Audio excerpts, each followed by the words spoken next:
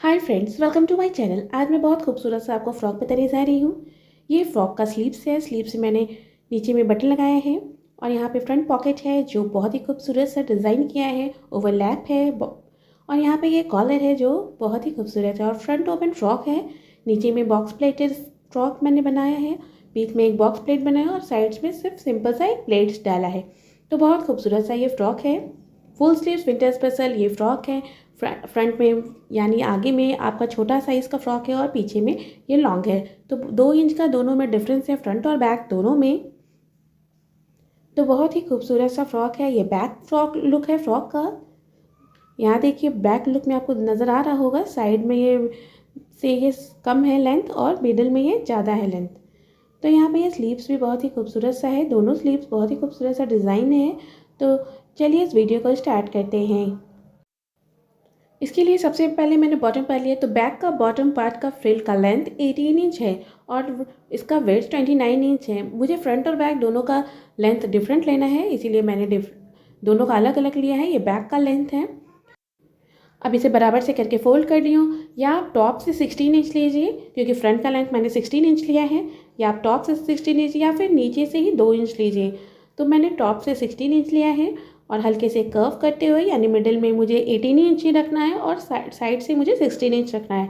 क्योंकि मैंने फ्रंट में 16 इंच रखा है इसलिए साइड से मुझे करते हुए मुझे बैक में आना है। तो हल्के से जो मैंने कर्व किया है उसकी मैं कटिंग कर दूँगी।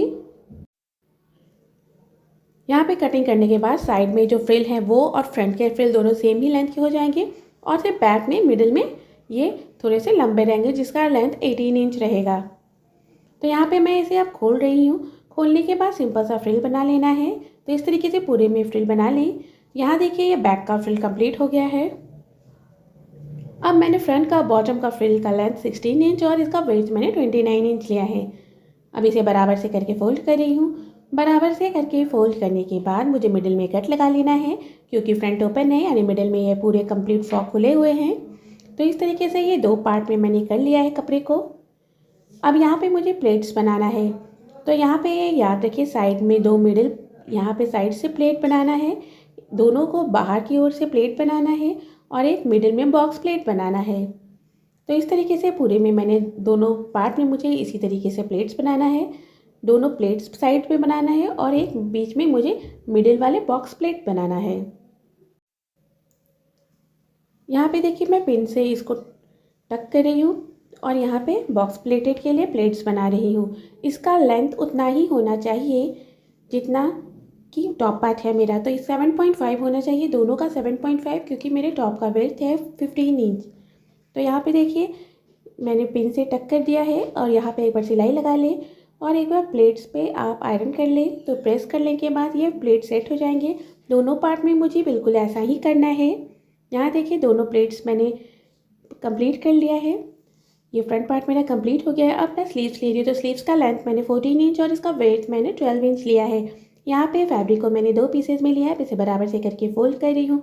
बराबर से करके फोल्ड करने के बाद हल्के से कर्व करते हुए मुझे स्लीव्स की मार्किंग करनी है।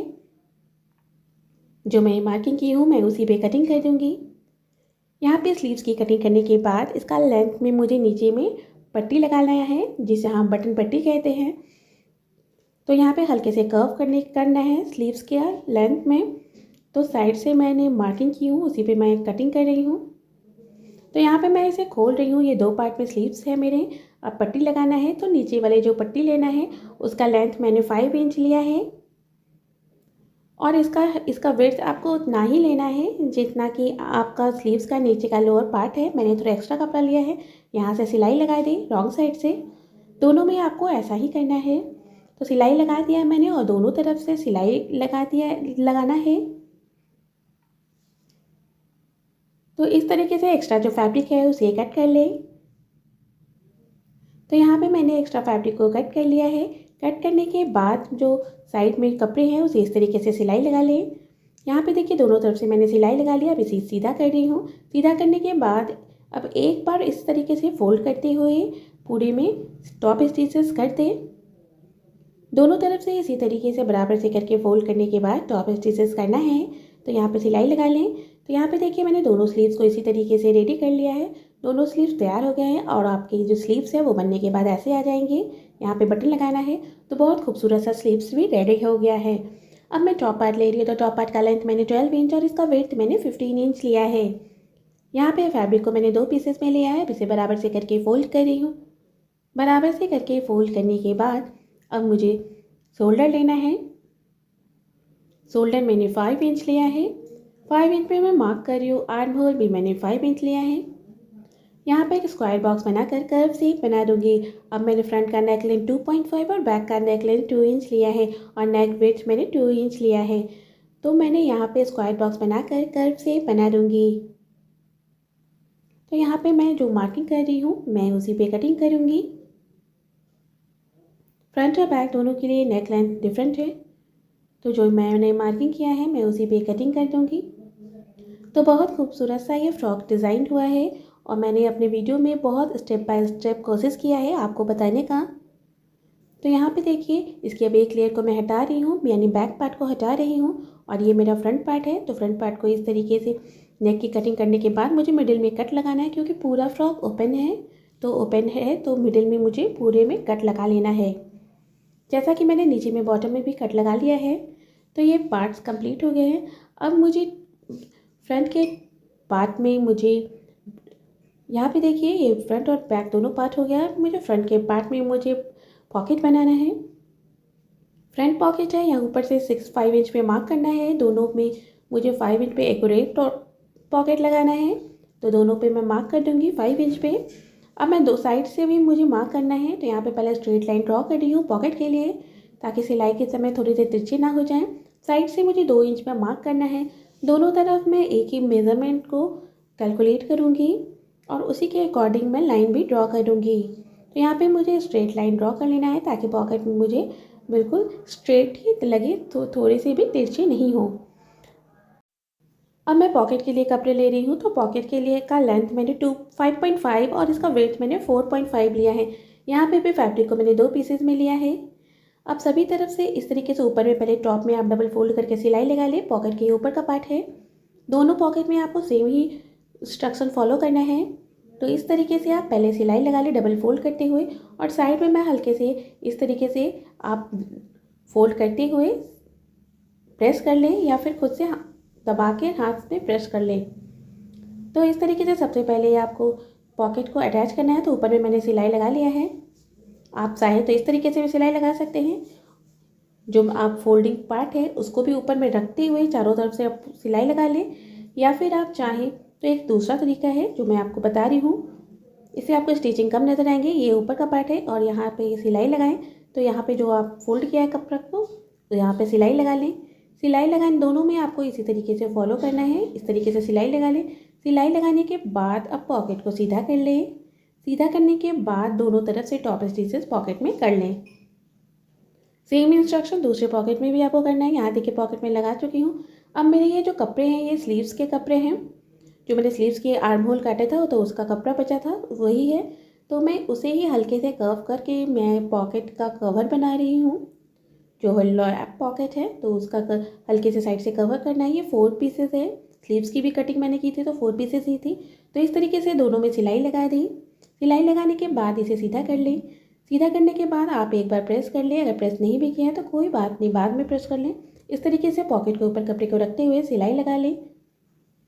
तो दोनों तरफ में आपको पॉकेट को सेम ही इंस्ट्रक्शंस फॉलो करना है। यहाँ पे देखिए ओवरलैप हो चुका है पॉकेट, बहुत ही खूबसूरत सा है।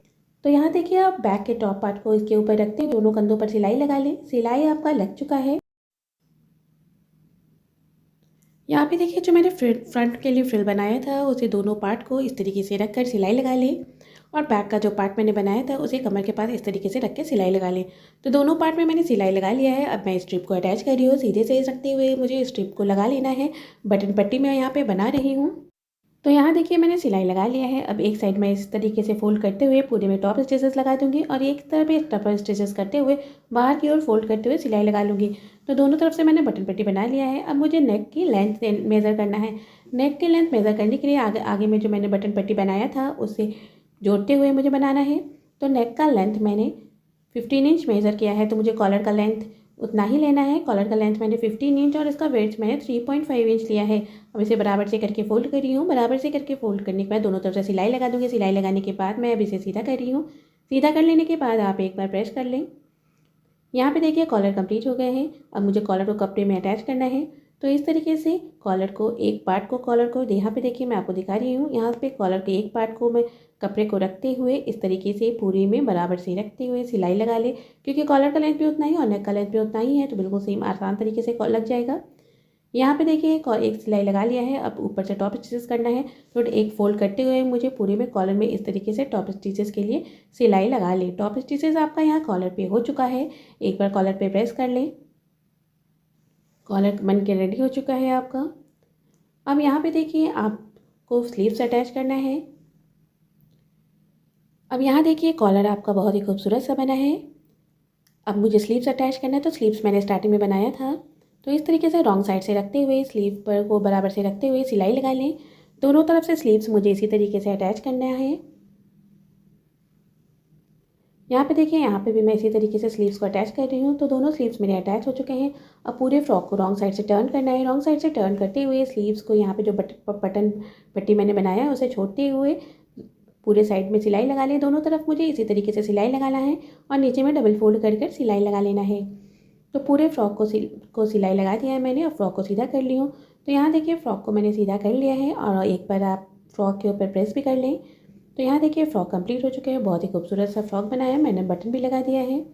आपको ये मेरा वीडियो कैसा लगा? वीडियो अगर पसंद आए तो लाइक कीजिएगा, चैनल में नए हैं तो सब्सक्राइब कीजिएगा, साथ ही बेल आइकन दबाना ना भूलिएगा ताकि मेरे वीडियोज़ की नोटिफिकेशन आप तक पहुँचे, वो भी सबसे पहले। तो यहाँ देखिए बहुत खूबसूरत सा स्लीव्स भी रेडी हो चुका है। बटन लगाना है मुझे।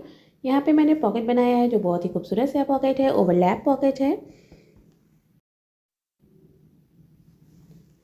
तो मैं अपने वीडियो में हमेशा कोशिश करती हूँ कि step by step follow instruction करने पे आप बिल्कुल ऐसा फ्रॉक बना सकते हैं और बहुत आसान तरीके से आप अपने बच्चे के कपड़े को घर में बैठ कर भी स्टिचिंग कर सकते हैं।